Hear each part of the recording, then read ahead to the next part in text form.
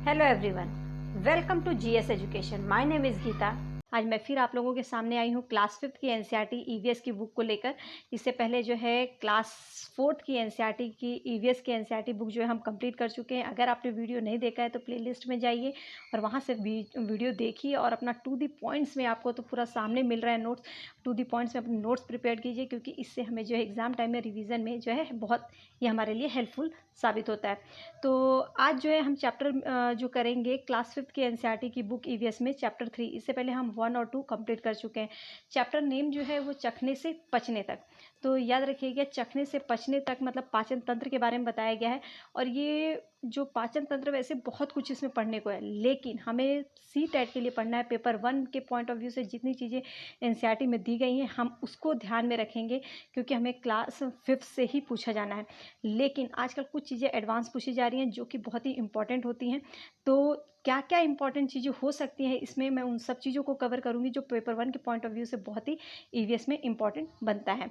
ठीक है, और मैं उम्मीद करती हूँ कि आप अपने नोट्स अच्छे से प्रिपेयर कर रहे होंगे। और हाँ, अगर आपको वीडियो पसंद आए तो एक लाइक ज़रूर कीजिएगा और अपने वैल्यूएबल फीडबैक ज़रूर दीजिएगा, ताकि मुझे पता चले कि आप लोगों को समझ में आ रहा है या नहीं, और मुझे इसमें क्या इम्प्रूवमेंट करना है और किस तरीके से करवाऊँ कि आप लोगों को इससे ज़्यादा से ज़्यादा फ़ायदा मिल सके। और लोगों के साथ शेयर कीजिएगा ताकि और लोगों को भी इससे हेल्प मिल सके। तो चलिए, बिना हम टाइम वेस्ट किए आगे चलते हैं। जो चैप्टर है, इस चैप्टर में चखने से पचने तक सबसे पहले जो चखते किससे हैं, हमारा सबसे पहले तीत आता है, फिर जीभ आता है। तो इस चीज़ को हम ध्यान में रखते हुए सबसे पहले तीत के बारे में पढ़ेंगे। तो एक बहुत ही इंपॉर्टेंट क्वेश्चन बनता है, तीत मतलब कि कितने परमानेंट तीत होते हैं। अस्थाई दांत, अस्थाई दांतों की संख्या आपको पता होना चाहिए, वो कितनी होती हैं, 20। अस्थाई दांत कितने होते हैं, मतलब टोटल दांत जो है हमारे ये 32 होते हैं, लेकिन इसमें ये परमानेंट तीत अस्थाई दांतों की संख्या कितनी होती है, 20। ठीक है, तीत के प्रकार, टाइप ऑफ तीत कितने होते हैं। तो तीत के प्रकार जो है ये हमें पता है कि 4 होते हैं।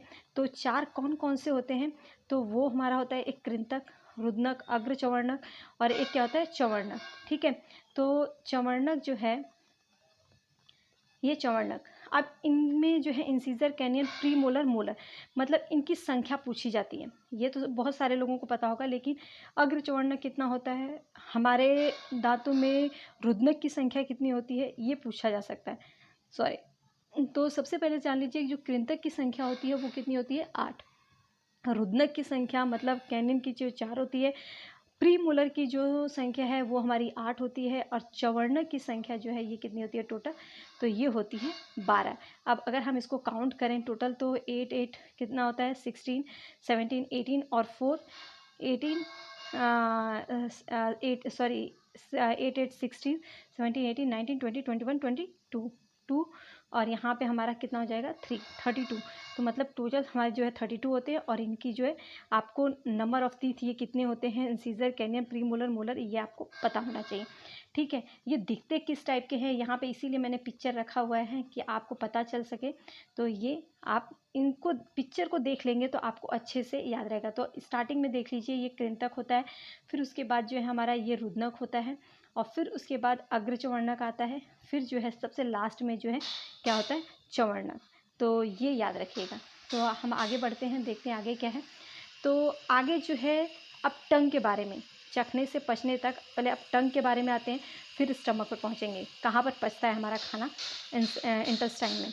ठीक है, तो अब सबसे पहले जान लीजिए कि जो टंग है इनका टेस्ट कहाँ पर क्या होता है। तो सबसे पहले जो आगे वाला पार्ट होता है ये याद रखिएगा। चलो हम यहाँ से स्टार्ट करते हैं।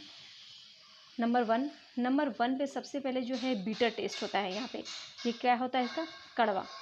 ये जो होता है हमारा क्या होता है, सॉल्टी, नमकीन, ये आपको पता होना चाहिए।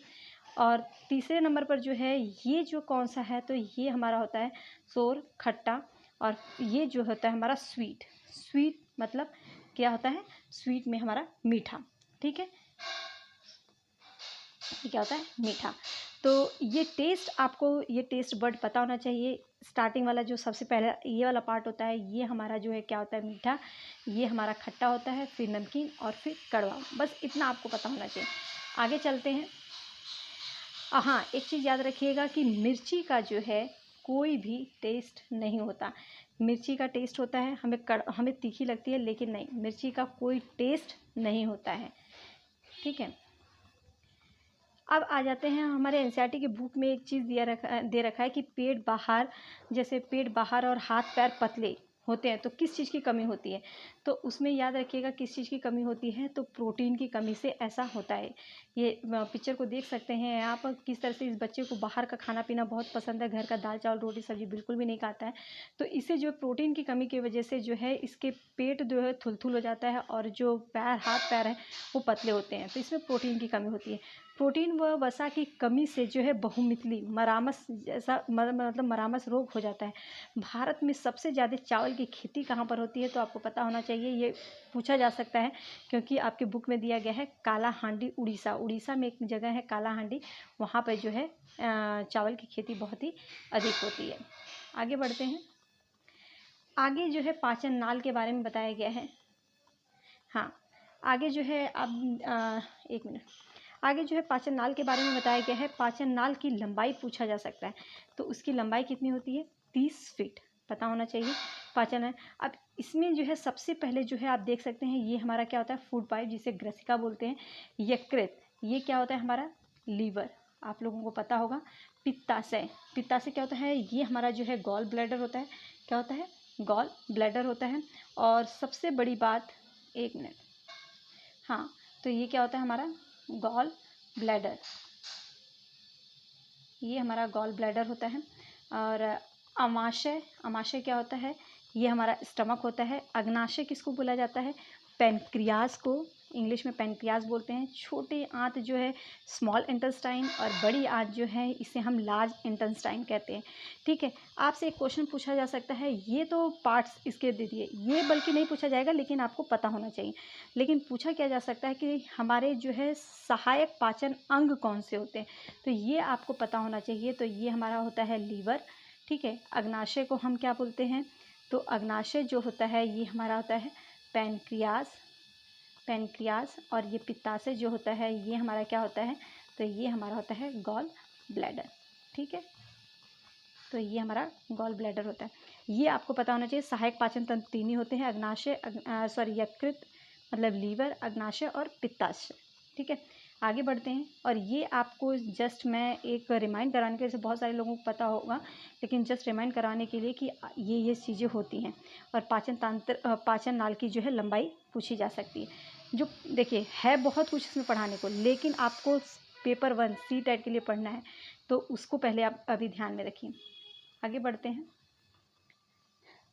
आगे जो है इसके बाद जो है हम जो चैप्टर लेंगे वो हमारा चैप्टर 4, 5 मैं दोनों एक साथ करवाऊंगी, 4, 5, 6। तो ये 3 चैप्टर, कोशिश रहेगी कि ज़्यादा से ज़्यादा चैप्टर लें, लेकिन बहुत वीडियो बड़ी हो जाती है। लेकिन कोशिश रहेगी कि 1-2 चैप्टर लेकर, क्योंकि क्लास 5 में थोड़ा सा जो है मटेरियल जो है मतलब कंटेंट ज़्यादा हो जाता है, तो उसी के हिसाब से हम चलते जाएंगे। और कोशिश रहेगी कि जल्दी से जल्दी मतलब आपकी क्लास 5 की EVS ख़त्म कर सकूँ। और अगर वीडियो पसंद आए तो लोगों के साथ शेयर ज़रूर कीजिएगा, ताकि इससे हेल्प जो है बाकी लोगों को मिल सके।